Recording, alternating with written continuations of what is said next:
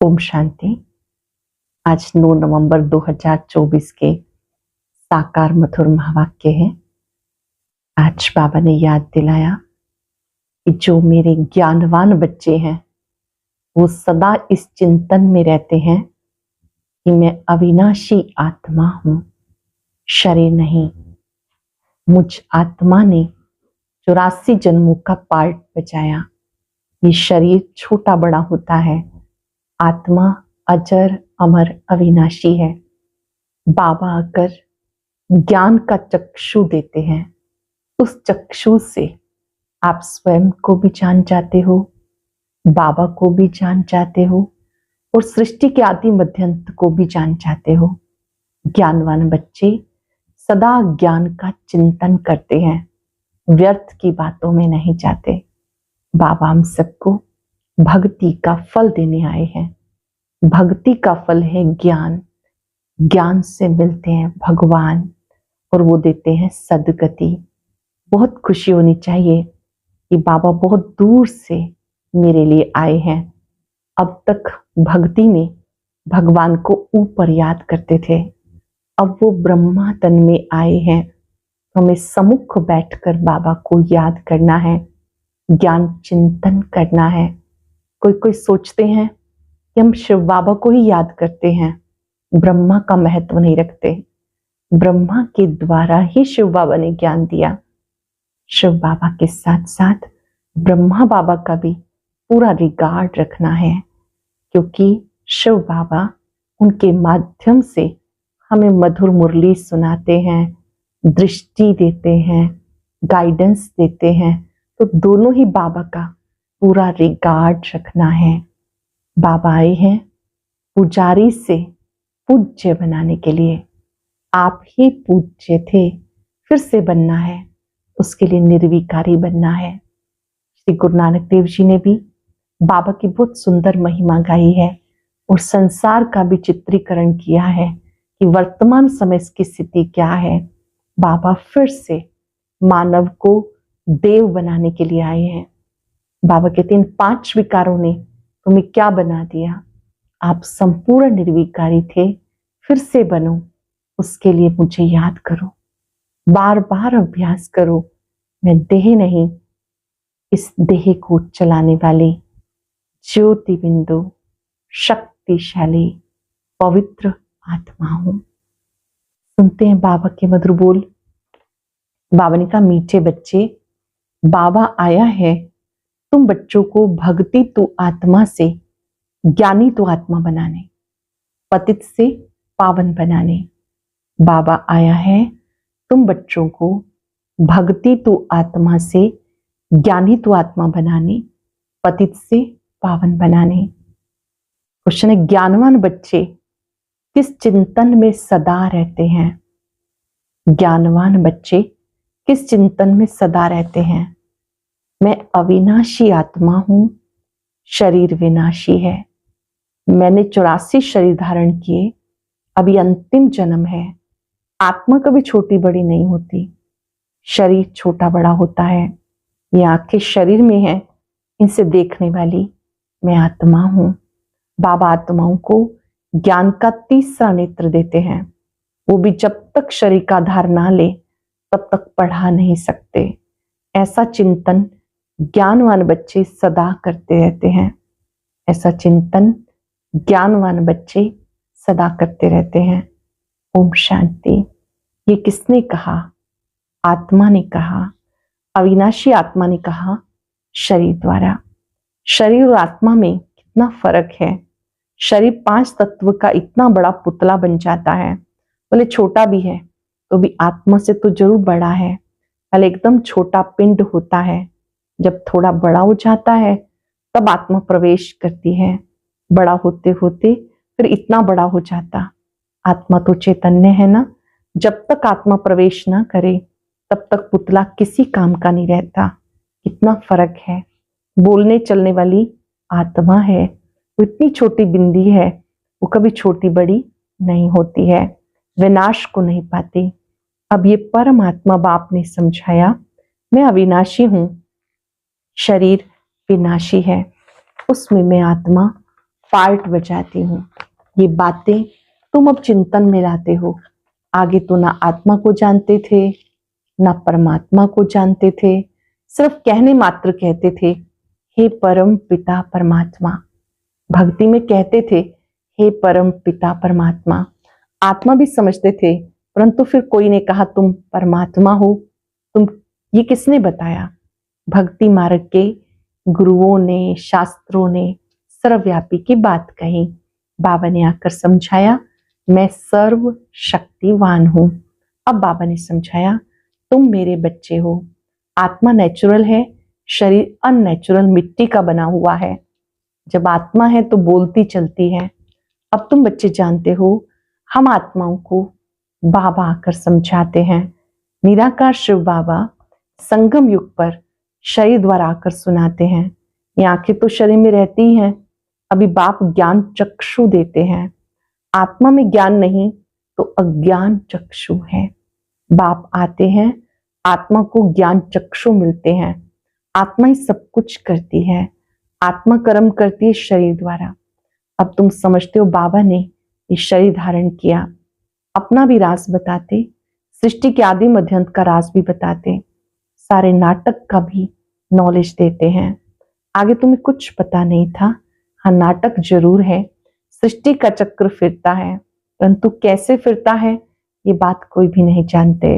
रचिता और रचना के आदि मध्यंत का ज्ञान अब तुम्हें मिलता है। बाकी सब भक्ति बाबा आकर तुम्हें ज्ञानी तू आत्मा बनाते हैं।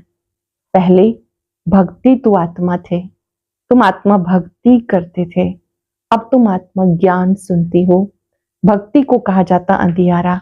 ऐसे नहीं कहेंगे कि भक्ति से भगवान मिलता है। बाबा ने समझाया भक्ति का भी पार्ट है, ज्ञान का भी पार्ट है।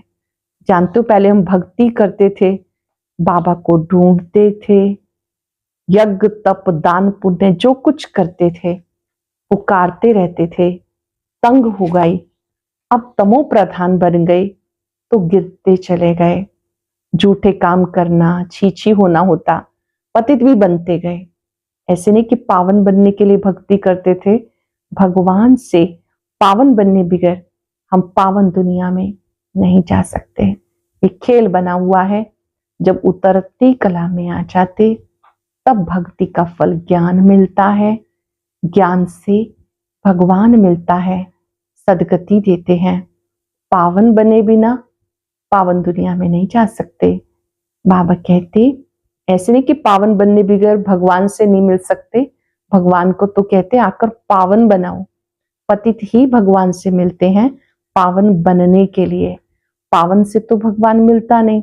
सतयुग में थोड़े लक्ष्मी नारायण से भगवान मिलते हैं। भगवान आकर तुम पतितों को पावन बनाते और तुम ये शरीर छोड़ देते हो। पावन तो इस तमो प्रधान पतित सृष्टि में रह नहीं सकते। बाबा आकर पावन बनाकर गुम हो जाते हैं। उनका पार्ट ही ड्रामा में वंडरफुल है। जैसे आत्मा देखने में आती नहीं, बोले साक्षात्कार होता तो भी समझ ना सके, और तो सबको समझ सकते हैं ये फलाना है, ये फलाना है, याद करते हैं, चाहते हैं फलाने चैतन्य में साक्षात्कार हो, और कोई मतलब नहीं। अच्छा चैतन्य में देखते हो फिर क्या, साक्षात्कार हुआ फिर तो गुम हो जाएगा। अल्पकाल क्षण भंगुर सुख की आश पूरी होगी, उसे कहा जाता अल्पकाल क्षण भंगुर सुख। साक्षात्कार की चाहना थी, वो मिला। बस यहाँ तो मूल बात है पतित से पावन बनने की। पावन बनेंगे तो देवता बन जाएंगे, अर्थात स्वर्ग में चले जाएंगे। शास्त्रों में कल्प की आयु लाखों वर्ष लिख दी। समझते कलयुग में अर्जुन 40,000 वर्ष पड़े हैं। बाबा तो समझाते सारा कल्प ही 5,000 वर्ष का है। तो मनुष्य अंधियारे में है ना, इसे कहते घोर अंधियारा, ज्ञान किसी में भी नहीं। वो समय भक्ति, रावण जब से आता भक्ति उनके साथ है, बाप जब आता तो ज्ञान उनके साथ है। बाबा आते हैं तो ज्ञान देते हैं, रावण आता है, द्वापर से भक्ति मार्ग शुरू हो जाता। बाबा से एक ही बार ज्ञान का वर्षा मिलता है, घड़ी घड़ी नहीं मिल सकता। वहां तो तुम कोई को ज्ञान देते नहीं, दरकार ही नहीं। ज्ञान उनको मिलता जो अज्ञान में है। बाप को कोई भी जानते नहीं जानते हैं, इसलिए पुकारते रहते हैं। तुम कहते हो वो हम आत्माओं का बाप है। बाप कहते हैं मैं इस समय आकर तुम्हें मनुष्य को देवता बनाता हूं। वो दैवी गुणों वाले मनुष्य हैं, ये है आसुरी अवगुणों वाले। सतयुग में दैवी गुणों वाले या आसुरी अवगुण वाले बिल्कुल छीछी हैं। श्री गुरु नानक देव जी ने भी कहा, असंख्य चोर। मनुष्य कोई ऐसा कहे तो उनको झट कहेंगे कि ये क्या कहते हो, दुनिया में असंख्य चोर हैं। इस समय पतित दुनिया बन गई, फिर से बुला रहे हैं पावन बनाने आओ। बाबा कहते सब आसुरी संप्रदाय हैं। तुम्हें क्लियर करके समझाते, वो रावण संप्रदाय, वो राम संप्रदाय। गांधी जी भी कहते थे हमें राम राज्य चाहिए। राम राज्य में सब निर्विकारी हैं, रावण राज्य में सब विकारी हैं। इसका नाम ही वैशाल्य, रौरव नर्क। इस समय के मनुष्य विषय वितरणी नदी में है।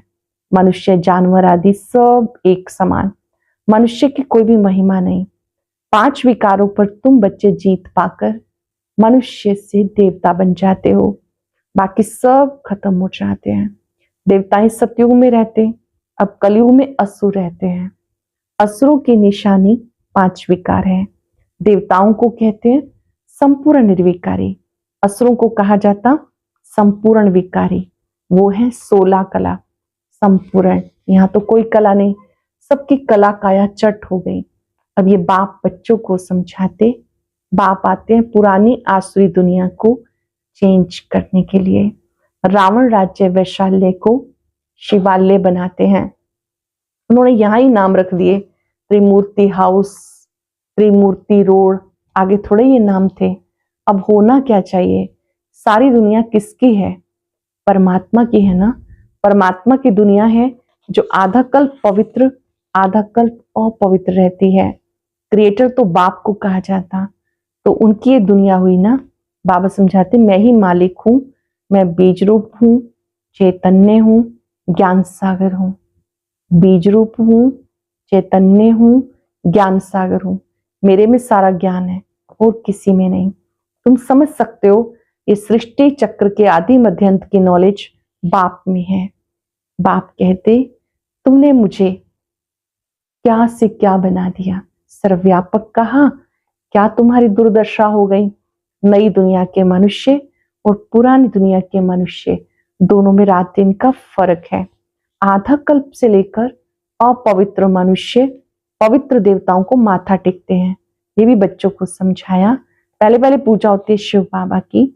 शिव बाबा तुम्हें पुजारी से पूज्य बनाते हैं, रावण पूज्य से पुजारी बनाते। बाबा ड्रामा प्लान अनुसार तुम्हें पूज्य बनाते हैं। रावण आदि ये सब नाम तो है ना। दशहरा जब मनाते हैं तो कितने मनुष्यों को बाहर से बुलाते हैं, पर अर्थ नहीं समझते। देवताओं की भी कितनी निंदा करते। ऐसी बातें बिल्कुल है नहीं। जैसे कहते ईश्वर नाम रूप से न्यारा, अर्थात नाम रूप से न्यारा है, ऐसा नहीं। ये जो कुछ खेल आदि बनाते वो कुछ है नहीं। हम सब जानते हैं ईश्वर का नाम भी है, रूप भी है। हाँ, हमारे सदृश भौतिक देह से नाम से न्यारा है। नाम है उनका गुणवाचक, कर्तव्यवाचक, सदा शिव, रूप ज्योति स्वरूप, गुणों का सागर। बाबा कहते समझने की बातें हैं। मनुष्य मत को आसुरी मत कहा जाता है। यथा राजा रानी तथा प्रजा सब ऐसे बन जाते हैं। इसे कहा जाता डेविल वर्ल्ड। सब एक दो को गाली देते रहते हैं। यह आसुरी दुनिया है, यहाँ पर कैसे एक दूसरे को अपशब्द बोलते रहते हैं। तो बाबा समझाते बच्चे जब बैठते हो, जब यहाँ बैठते तो कैसे बैठना है, अपने को आत्मा समझ बाप को याद करो। करेंगे 5 सेकंड के लिए। पूरा शरीर प्रकाश में, काया के रूप में, और मैं मस्तक में, मस्तक मणि चमक रही हूं।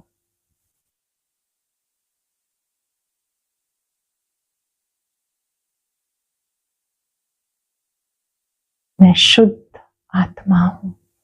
बाबा ने कहा प्रैक्टिस करो, मैं आत्मा हूं। तुम अज्ञान में थे तो परमात्मा को ऊपर समझते थे, अब तो जानते हो बाबा यहां आया हुआ है। बहुत ही सुंदर मुलाकात है बाप दादा की हम बच्चों के साथ पहले कहते थे वो ऊपर, अभी तो जानते हो बाबा आया हुआ है, तो तुम ऊपर में नहीं समझते हो। तुमने बाबा को यहां बुलाया इस तन में, ब्रह्मा बाबा की भ्रिकुटी में। तुम जब अपने अपने सेंटर पर बैठते हो तो समझेंगे शिव बाबा मधुबन में इनके तन में है। भक्ति में परमात्मा को ऊपर में मानते थे। हे भगवान, अब तुम बाबा को कहाँ याद करते हो, क्या बैठकर करते हो? जानते हो ब्रह्मा के तन में है, तो जरूर यहाँ याद करना पड़ेगा। ऊपर में तो है नहीं, यहाँ आया हुआ है पुरुषोत्तम संगम युग पे। बाबा कहते तुम्हें इतना ऊंच बनाने के लिए मैं आया हूं, तुम बच्चे यहाँ याद करोगे, भक्त ऊपर में याद करेंगे। ब्रह्मा बाबा की भ्रिकुटी में शिव बाबा बैठकर ज्ञान दे रहे हैं, हम उनके सामने बैठे हैं। बाबा कहते भक्ति मार्ग वाले तो ऊपर याद करते हैं परम धाम में, और आप सम्मुख याद करते हो। तुम भले विलायत में होंगे तो भी कहेंगे ब्रह्मा के तन में शिव बाबा है, तन जरूर चाहिए। कहाँ भी तुम बैठे होंगे तो जरूर यहाँ याद करेंगे, ब्रह्मा के तन में याद करना पड़े। कई बुद्धिहीन ब्रह्मा को नहीं मानते। बाबा ऐसे नहीं कहते कि ब्रह्मा को याद ना करो, ब्रह्मा बगैर शिव बाबा कैसे याद पड़ेगा। बाबा कहते इस तन में हूं, इसमें मुझे याद करो। इसलिए बाप दादा दोनों को तुम याद करते हो, दोनों को ही रिस्पेक्ट देते हैं, याद करते हैं। बाप दादा ब्रह्मा बाबा और शिव बाबा, बुद्धि में ज्ञान है, इनकी अपनी आत्मा है। शिव बाबा को तो अपना शरीर नहीं है। बाबा ने कहा मैं इस प्रकृति का आधार लेता हूं। बाप बैठ सारे ब्रह्मांड और सृष्टि के आदि मध्य अंत का राज समझाते हैं, और कोई ब्रह्मांड को जानते नहीं। ब्रह्म जिसमें तुम और हम रहते हैं, सुप्रीम बाप नॉन सुप्रीम आत्मा ही रहने वाली उस ब्रह्मलोक शांति धाम की है। शांति धाम बहुत मीठा नाम है, ये बातें तुम्हारी बुद्धि में है। हम असल में रहवासी ब्रह्म महातत्व के हैं, जिसको निर्वाण धाम वानप्रस्थ कहा जाता है। ये बातें तुम्हारी बुद्धि में है। जब भक्ति है तो ज्ञान का अक्षर नहीं, इसको कहते हैं पुरुषोत्तम संगम युग। जबकि तुम चेंज होते हो, पुरानी दुनिया में असुर रहते हैं, नई दुनिया में देवताएं रहते हैं, तो उनको चेंज करने के लिए बाबा को आना पड़ता है। सतयुग में तुम्हें कुछ पता नहीं रहेगा, अब तुम कलयुग में हो तो भी कुछ पता नहीं। जब नई दुनिया में होंगे तो इस पुरानी दुनिया का कुछ भी पता नहीं होगा। अब पुरानी दुनिया में हो तो नई दुनिया का मालूम नहीं, नई दुनिया कब थी पता नहीं, वो तो लाखों वर्ष कह देते। तुम बच्चे जानते हो बाबा इस संगम युग पर कल्प कल्प आते हैं, आकर वैरायटी झाड़ का राज समझाते हैं। ये चक्र कैसे फिरता है वो भी तुम बच्चों को समझाते हैं। तुम्हारा धंधा है ये समझने का। अब एक एक को समझाने से बहुत टाइम लग जाता, अब तुम बहुतों को समझाते हो, बहुत समझते हैं। ये मीठी मीठी बातें बहुतों को समझानी है। तुम प्रदर्शनी आदि भी समझाते हो ना, अब शिव जयंती पर और भी अच्छी रीति बहुतों को बुला के समझाना है। शिव जयंती का त्योहार आता है तो उस पर बहुतों को समझाना है। खेल की ड्यूरेशन कितनी है तुम तो एक्यूरेट बताएंगे, ये टॉपिक्स हुई, हम ये समझाएंगे। तुमको बाबा समझाते जिससे तुम देवी देवता बन जाते हैं। जैसे तुम समझकर देवता बनते हो औरों को भी बनाते हो। आप खुद समझकर देवी देवता बनते हो, औरों को भी बनाते हो। बाबा ने हमें समझाया, हम किसी की ग्लानि नहीं करते, हम बताते हैं ज्ञान को सदगति मार्ग कहा जाता। एक सतगुरु ही पार ले जाने वाला है। ऐसे से मुख्य पॉइंट्स निकाल के समझाऊं। सारा ज्ञान बाप के सिवाय कोई भी नहीं दे सकता। कौन है ज्ञान सागर? एक शिव बाबा, उनके सिवाय कोई भी नहीं दे सकता। अच्छा, मीठे मीठे सिक्किलदे बच्चों प्रति माता पिता बाप दादा का याद प्यार गुड मॉर्निंग। रूहानी बाप की रूहानी बच्चों को नमस्ते। रूहानी बच्चों की रूहानी बाप दादा को याद प्यार नमस्ते गुड मॉर्निंग। शुक्रिया बाबा, शुक्रिया।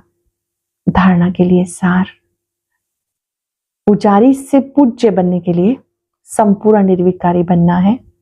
ज्ञानवान बन स्वयं को स्वयं ही चेंज करना है।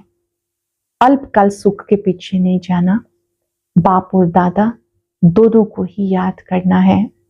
ब्रह्मा बिगर शिव बाबा याद आ नहीं सकता। भक्ति में ऊपर याद किया, अभी ब्रह्मा तन में आया है तो दोनों ही याद आने चाहिए। पुजारी से पूज्य बनने के लिए संपूर्ण निर्विकारी बनना है। ज्ञानवान बन स्वयं को स्वयं ही चेंज करना है। अल्पकाल सुख के पीछे नहीं जाना। बाप और दादा दोनों को याद करना है। ब्रह्मा बिगर शिव बाबा याद आ नहीं सकता। भक्ति में ऊपर याद किया, अभी वो ब्रह्मा तन में आया तो दोनों ही याद आने चाहिए। बहुत सुंदर वरदान। हर कर्म में विजय का अटल निश्चय और नशा रखने वाले अधिकारी आत्मा भव। हर कर्म में विजय का अटल निश्चय और नशा रखने वाले अधिकारी आत्मा भव। विजय हमारा जन्म सिद्ध अधिकार है। इस स्मृति से उड़ते चलो, कुछ भी हो जाए ये स्मृति में लाओ, मैं सदा विजयी हूं, मैं सदा विजयी हूं। क्या भी हो जाए निश्चय अटल हो। नशे का आधार है निश्चय। निश्चय कम तो नशा कम, इसलिए कहते हैं निश्चय बुद्धि विजयी। निश्चय में कभी कभी वाले नहीं बनना। अविनाशी बाप है तो अविनाशी प्राप्तियों के अधिकारी बनो। हर कर्म में विजय का निश्चय और नशा हो। हर कर्म में विजय का निश्चय और नशा हो। विजय हमारा जन्म सिद्ध अधिकार है। इस स्मृति से सदा उड़ते चलो, कुछ भी हो जाए ये स्मृति में लाओ, मैं सदा विजयी हूं। क्या भी हो जाए निश्चय अटल हो। नशे का आधार है निश्चय। निश्चय कम तो नशा कम, इसलिए कहते हैं निश्चय बुद्धि विजयी। निश्चय में कभी कभी वाले नहीं बनना। अंडरलाइन करेंगे, निश्चय में कभी कभी वाले नहीं बनना। अविनाशी बाप है तो अविनाशी प्राप्ति के अधिकारी बनो। हर कर्म में विजय का निश्चय और नशा हो। स्लोगन है बाप के स्नेह की छत्र छाया के नीचे रहो तो कोई भी विघ्न ठहर नहीं सकता। बाप के स्नेह की छत्र छाया के नीचे रहो तो कोई भी विघ्न ठहर नहीं सकता। आज हम सब याद करेंगे, मैं बाप की छत्र छाया के नीचे निर्विघ्न आत्मा हूं। ये छत्र छाया कल्प में एक बार मिलती है। ये याद की छत्र छाया है, शक्तियों की छत्र छाया है। छत्र छाया के नीचे मैं सदा निर्विघ्न हूं। इस छत्र छाया के नीचे सदा आनंदित हूं, खुशियों से भरपूर हूं। इस छत्र छाया के नीचे परम सुख है। इस छत्र छाया के नीचे परमात्मा प्यार ही प्यार है। बाबा के स्वरूप पर एकाग्र होकर अपने में शक्ति भरे। ये सर्व शक्तियां मुझे निर्विघ्न बना रही हैं।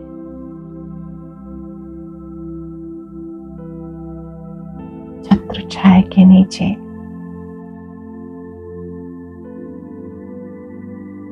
मैं सदा निर्विघ्न हूं, सदा विजयी हूं। शुक्रिया बाबा, शुक्रिया। ओम शांति।